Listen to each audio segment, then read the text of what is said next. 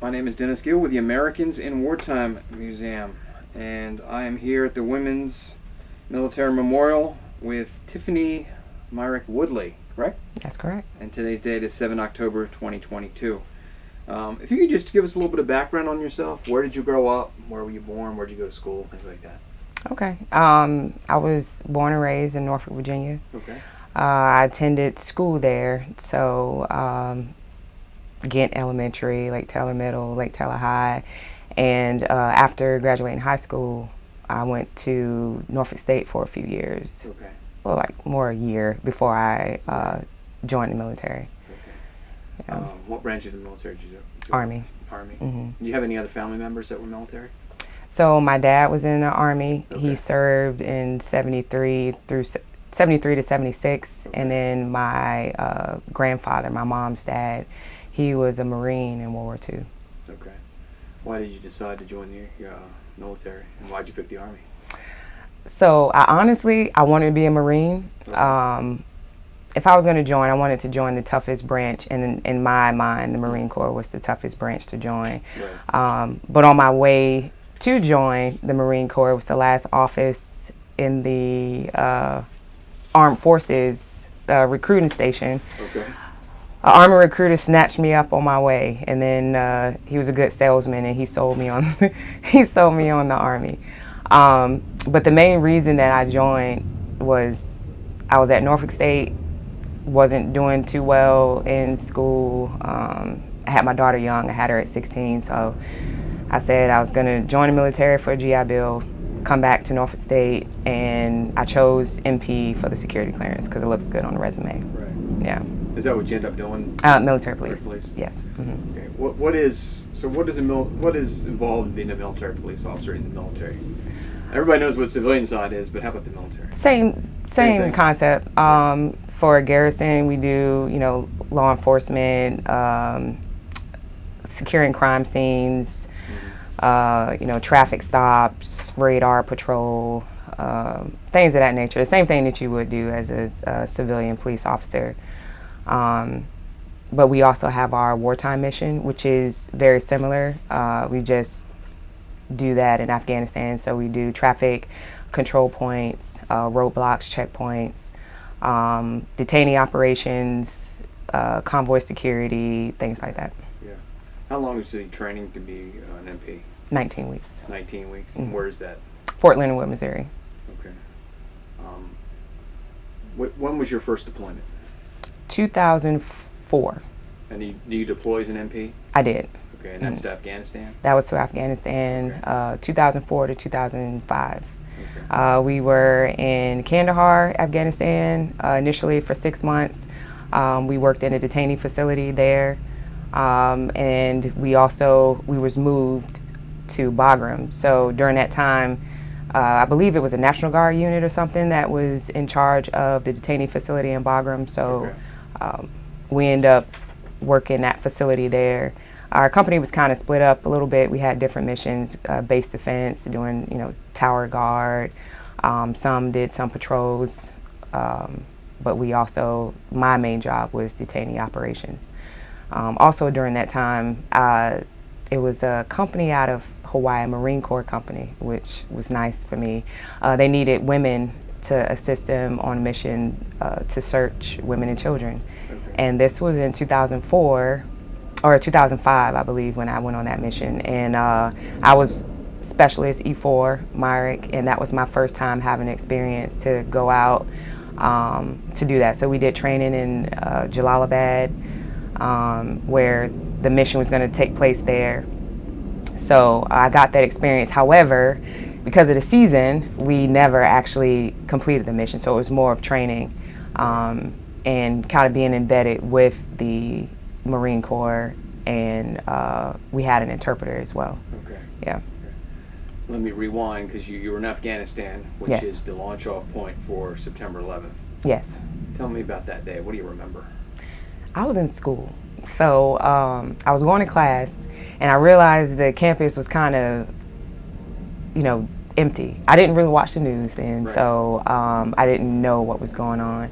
So I asked one of the students, what was going on, where's everybody?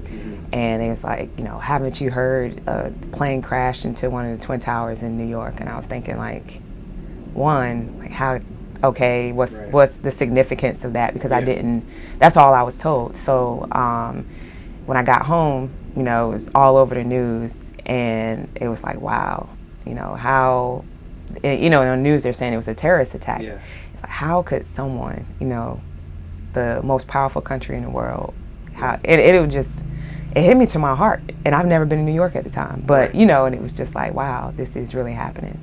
So, yeah, I was in school. And the gravity of that day, I mean, people refer to that as the Pearl Harbor of our time. Mm-hmm. The gravity of that moment, did you recognize what that would mean? Terrorist attack of that magnitude, what eventually that would lead to? No, literally, I just figured whoever it was, we're going to get them. They're going to figure it out, and it was just unfortunate with all the lives that were lost during that time, because of that. That was the most, I was more concerned about the people and the family members that were killed because of that, and affected that way. That was more where my heart was, not thinking it's going to be a full-blown war that's going to happen after that. I didn't even think that. Didn't think that much into it. Fast forward now and you look back on it, that day changed your life because it did. You're not in Afghanistan. It did. Not that day. Yeah. What are your initial impressions when you get to Afghanistan? I hate it here. I said I hated it. It was dusty. It was just horrible. Right. And me being, the first time I went, I was E4. We had all of our gear. It was just uncomfortable. It was dusty and not, we went to Kandahar, so it was no greenery really. It was just sucking as a junior soldier, first getting to Kandahar, so we didn't have all the amenities that they see now. They had the little boardwalk, but I think the only place there was maybe Green Bean Coffee Shop. But outside of that, we had trailers. The water hardly worked sometimes. It was cold. People were in tents. Right. Yeah, it wasn't built up. It wasn't as nice as it became to be, but when we first got there, so it wasn't a good time. Yeah. How long were you there? 12 months. 12 months. Any moments that stand out? Any incidents, good or bad, about your first deployment?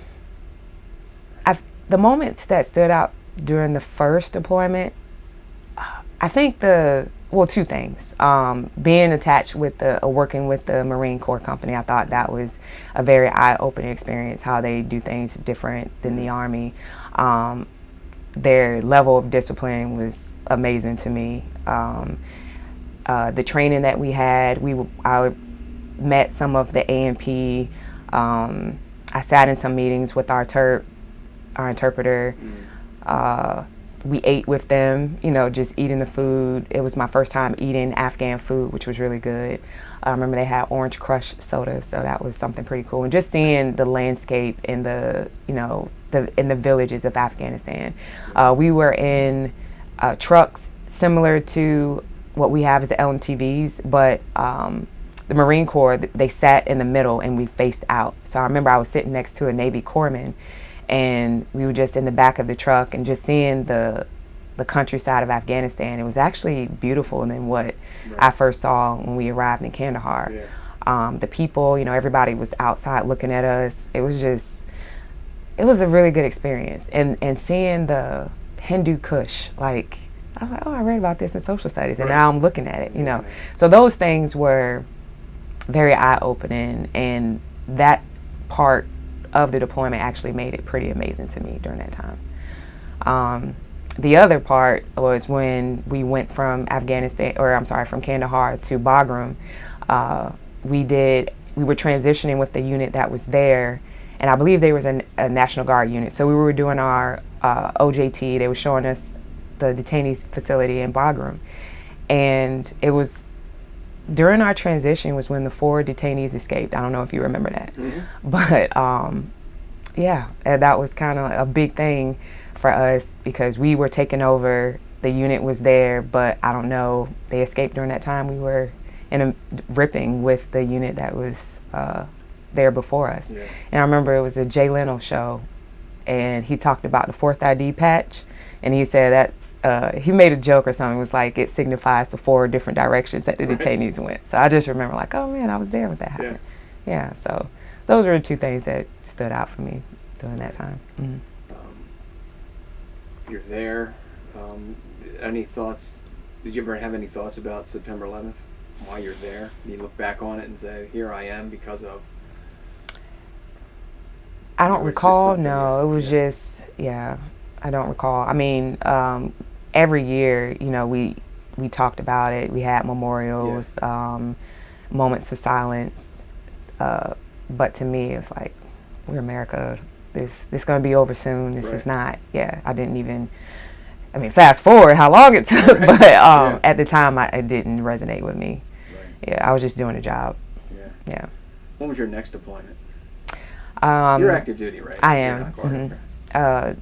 It was 2011 to 12. Okay. Yeah. Same job, NB? No, I was a CST. Now you're a CST. I'm a CST. Yeah, I volunteered to become a CST, so I did the assessment and selection. I was at Fort Stewart, Georgia. How did you hear about the program? Actually, so I had a soldier.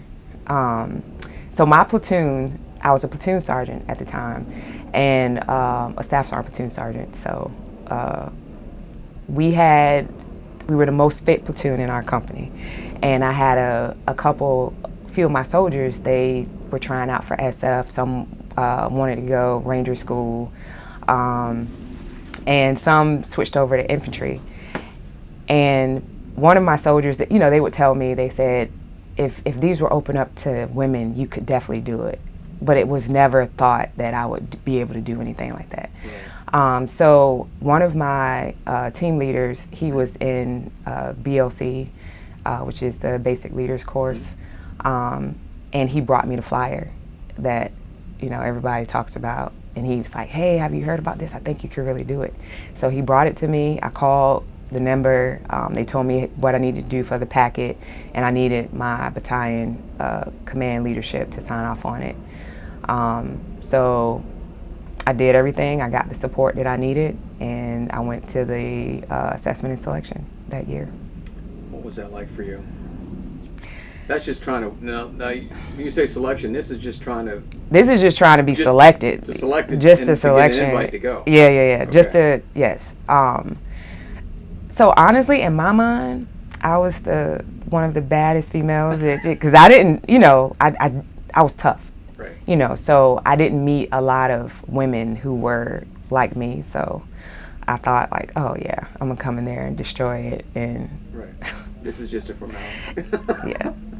It was a lot harder than I thought. And the women there were like amazing. They were real athletes, like, from West Point, cross country teams, rugby teams, collegiate level, just all around, just fit and smart. And I'm like, wow, I need to step my game on, because I'll probably not get selected if these are options.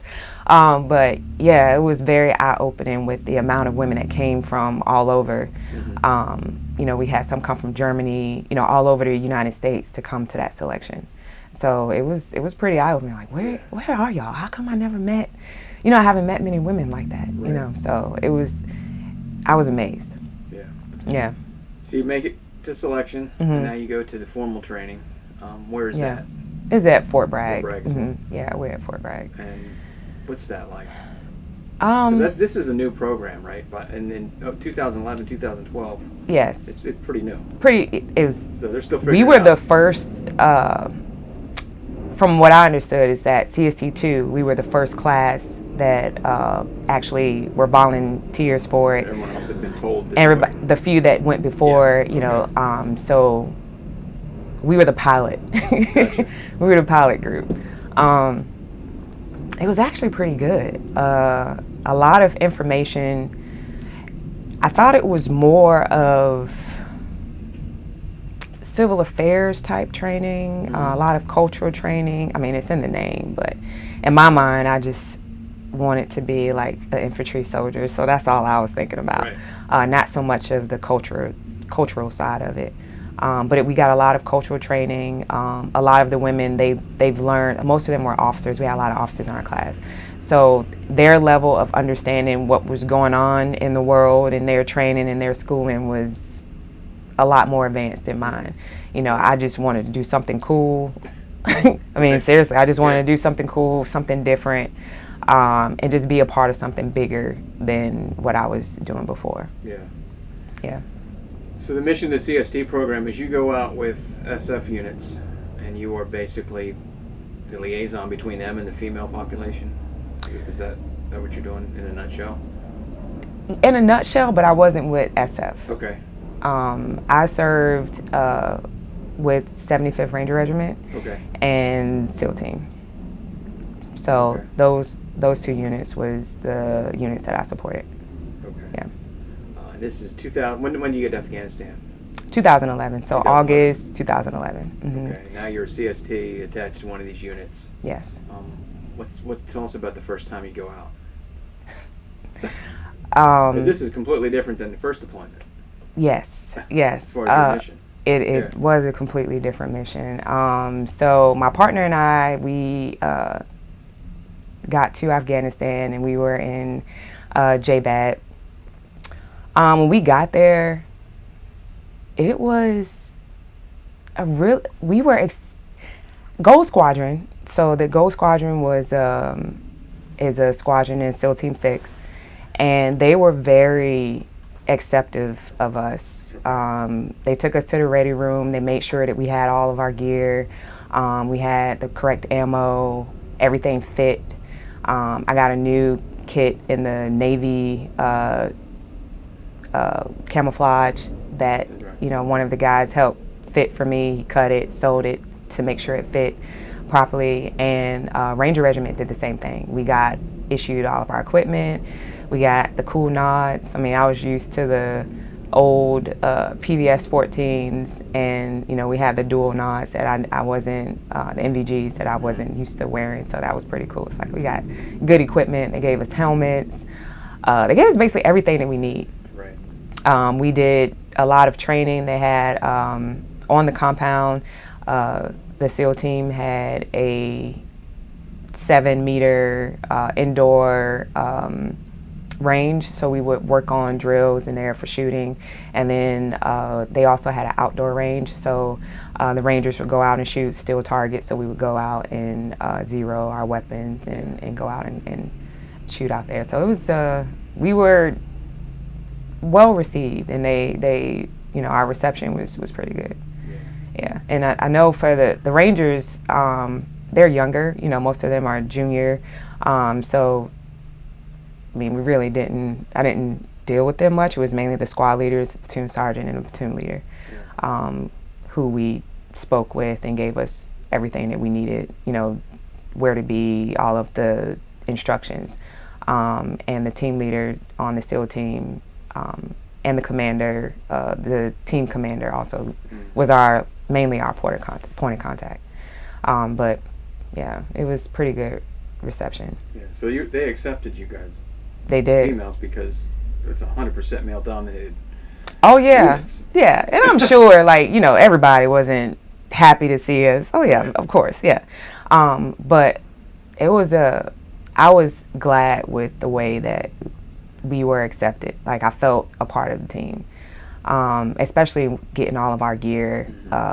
They would run, do PT around the airfield. They had a gym. So we were able to go to the gym, work out. Hey, we're going on a run. You want to go on a run with us? It was pretty good. Yeah, right. Yeah. Right. What's it like the first time that you're out on one of these missions? You guys are gathering intel, correct? Or is it a varied mission? So all of the missions that we were on, because I did direct action missions. Okay. So all of our missions were nighttime missions, what they want to call capture kill missions. Okay. So when we would get there, we were in and out pretty quickly. Everything was at night. we would get our brief of wherever we were going to go that night, and we would just prepare for the location, whether we were going to walk, if it was going to be a long walk, if we were going to get there by helo, if we were going to get there through ground assault force. We basically prepared for that. We also did information operations, so we brought out some IO videos for them to watch and things for the kids. And sometimes we were able to do all of that, but I would say most times it wasn't that, it didn't go the way that we planned it to go. Sometimes there were no women or children on the targets that we went to. Yeah, and just one thing, Dre and I guess we were solidified because we searched women and children, and there was a baby, and part of our searching was you check the diaper. So I remember one of the women was screaming, and I was like, oh man, we had our baby. She think we're gonna do something to the baby. And we were telling her like, no, we're just gonna check. And then she was like crazy screaming and yelling, and I didn't understand her. So we're telling our interpreter, like, let her know we're just gonna check the baby real quick. And she was making a complete scene, but we found a piece of intel on the baby. Really? Yes. And that was something that, we got our kudos for that after our mission, and after that we were golden. Right. It was good, yeah. So prior to 2010, 11 timeframe when the CST program starts, they're going out on these missions and they're not gathering intel from the females, correct? Because they can't talk to them. Yes, so their information, yes, because of the culture differences, they didn't have the access to the female population. Their information was limited in that aspect. Yeah, so CST solved that problem. Yes, we did. We were able to have that contact with women and children, whereas the men, the culture differences, they weren't allowed to get that close and have that contact with them. So, yeah, we definitely assisted with that. What was the reception that you guys got from the Afghanistan people? Well, my reception was a little different. I'm a little taller and I'm dark skinned, so some were afraid of me. That was some of my reception that I've got. They were some initially afraid when I took my helmet off. When I was able to take my helmet off. I had twists or long braids, and they were some were obsessed with my hair. It was kind of. Just because they haven't seen anything. Yeah, I think because of. A lot of the men that they would have seen would have had close cut hair, right? Yes, yeah. And they would ask my interpreter if I was African and things like that. Okay. So just talking to them, I didn't mind having, if we had time, I would get some of the, like, oh yeah, no, just kind of explain through my interpreter, like my culture in the U.S. Like, it's a lot of different shades of people in the U.S. Right. But you have to think some of these people are just farmers. They never left, haven't seen anybody outside of their village. Yeah, that's their whole world. That's their whole world, yes. So I was kind of taken aback when some were afraid of me, because I never didn't think that anybody would be afraid. Like, oh, I'm the nicest person. Why are you afraid? But outside of that, once we talked, they received us. Some received us well. Others, they didn't care who you were. Get out. We don't want to talk to you. Some women you could not get any information out of at all, and they were strong. When we would search them, some of them were very, very strong. Yeah, you just had to adjust. I guess when I got there, my thought of, being an MP, I'm used to people complying.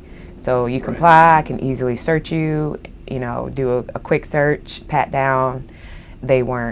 Some of them weren't having it. So yeah, it was a lot tougher than I initially imagined, and some of them yelling and screaming and causing a scene, so I have to get them to quiet down. It was very uncomfortable initially. Yeah. Very, very uncomfortable. Sure. Yeah. What are living conditions for you like over We had a hooch. It wasn't too bad. We lived, you know, wooden walls, cheap plywood doors. You get a army squeaky bunk, you know, a makeshift bookshelf. Yeah, but it was clean. Yeah. You know, not bad. Showers outside, so we would go shower. They had male, female shower separate, so everything was good. Yeah. I mean, yeah, I couldn't complain. It's Afghanistan. Yeah. It's war, so Right. yeah.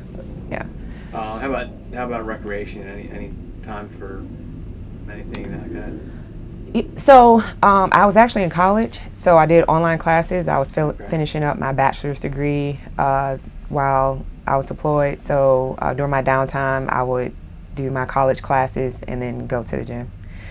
And, you know, call family, things like that. We also had these, you know, terabytes of videos of just series of TV shows. So, you know, yeah. So we would watch a lot of TV shows, you know, if you didn't have anything else going on, and finish series after series when we, you know, had our downtime. So, but we were pretty busy. We went out just about, I want to say, most times every night. You know, I have a week, maybe 7 days. We probably went on mission 4 to 5 nights out of 7 days. Yeah. So pretty high tempo. Yeah, we had a pretty high tempo. So when we were down, we were down. I usually slept. Yeah, I slept a lot. Yeah. You said you had a daughter. Yeah, I had a daughter. You able to communicate? Yeah. So we had our Nokia phones, and we would get prepaid minutes. So I would call her on that. We also had the MWR phones that were allotted for service members, so you can go use that. Just if you wanted to talk in the comfort of your own area, then you would use, you know, your cell phone. But if I ran out of minutes or something, I would have to walk to the MWR and maybe wait in line to use the phone. So you just had limited time on the phone. Sometimes the phones would cut out for whatever reason, you have to call back. So it is more inconvenient. So if you had a cell phone, that was the best to use it. How old would she have been at that point, your second deployment? She was 12. Okay. Yeah, I was 12, Did you have 13. any understanding of what mom was doing? Oh yeah, she Everywhere did. around the world? Yeah, she did.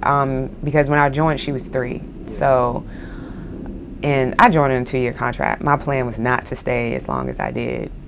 So, you know, first duty station Korea, coming back 8 months later, having to deploy to Afghanistan the first time, then drill sergeant duties and all those things. She knew what was, I explained it to her. So we had a really good relationship.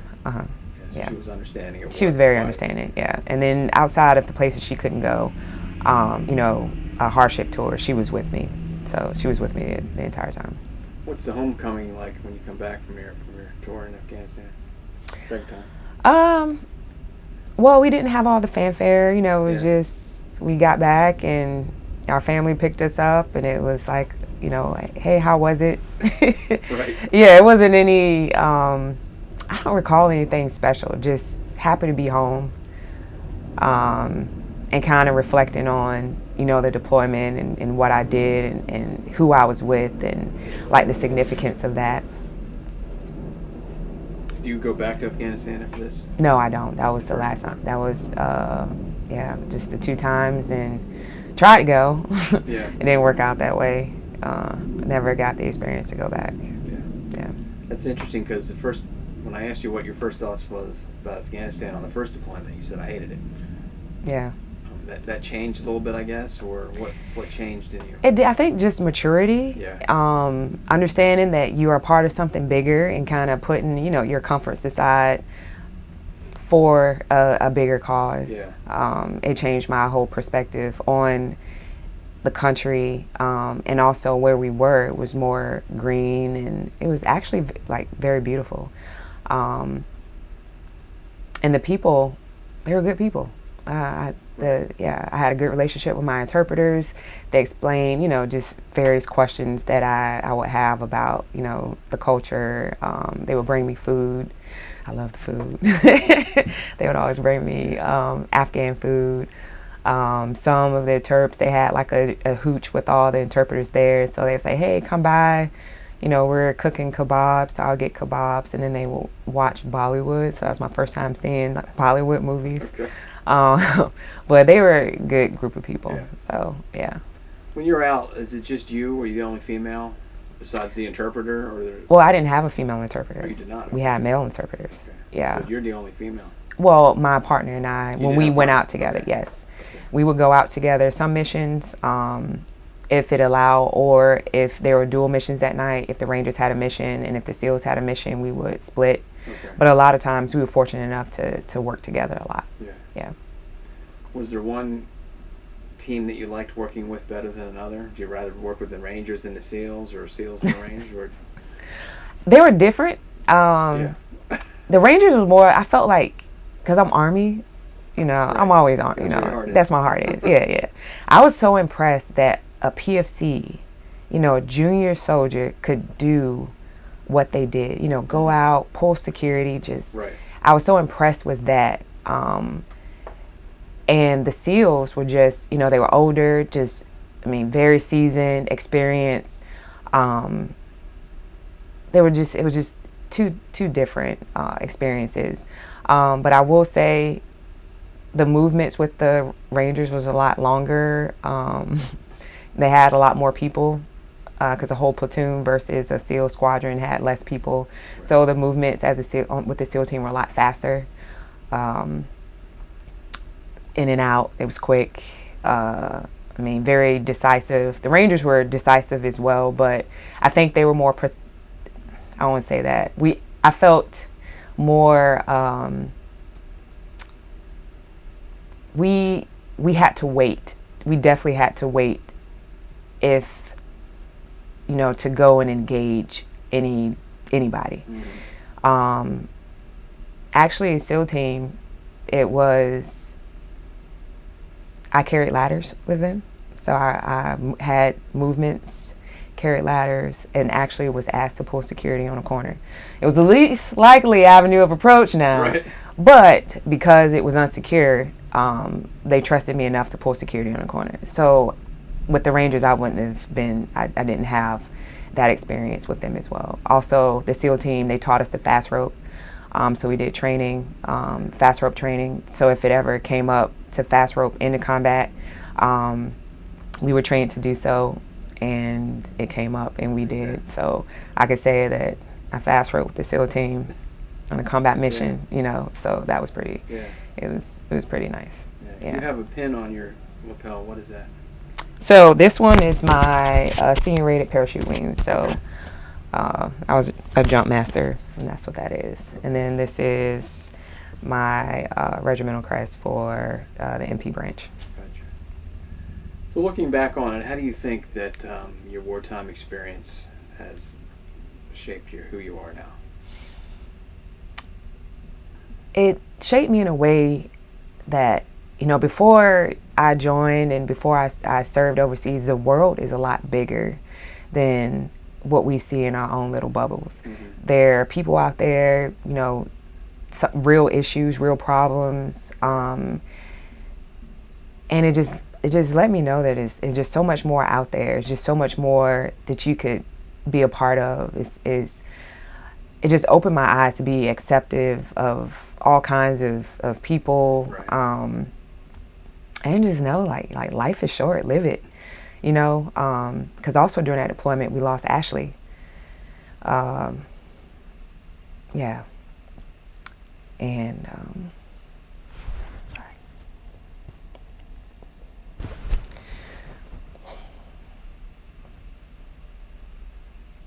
It made it real. Yeah. Yeah. Yeah. Yeah. So one of the reasons we doing these interviews is because we want to preserve stories of people like you. So let's fast Okay. forward 100 years. Oh, 100 years. Okay. Someone might watch this, may or may not be related to you. Okay. What message would you like them to know, or what would you like to tell them? Advice or anything? That's a hard question. Wow. Be a part of something bigger than yourself. Go out there, learn new things, learn new cultures, and just do something bigger. and live life, you know. That's, yeah. And serve, definitely serve your country. Yeah. When I came in, I told you the reasons why I joined, right? Yeah. It was not patriotic reasons initially, but it turns into that, you know. My thing now is one of the most honorable things that you could do is serve your country, and do so. You know, it makes you a better person. It makes you well-rounded. All the people, the experiences that you have, you can never get that from anything else. Yeah. And the pride, you know, just knowing that, you know, I was a part of something bigger for my country. Yeah. Yeah. That's good advice. Yeah. Well, on behalf of the Americans in Wartime Experience, thank you for sitting down and talking to us. Okay. Like I told you when we started this, the CST program is not something a lot of people know about. It's not, at least people I've come in contact with, they don't really know too much about Yeah, what it was. And yeah, and I find that still, yeah. Army, a lot of even women don't know about it. So thank you for your service. Yeah, thank you, sir. So much appreciated. Thank you. Yep.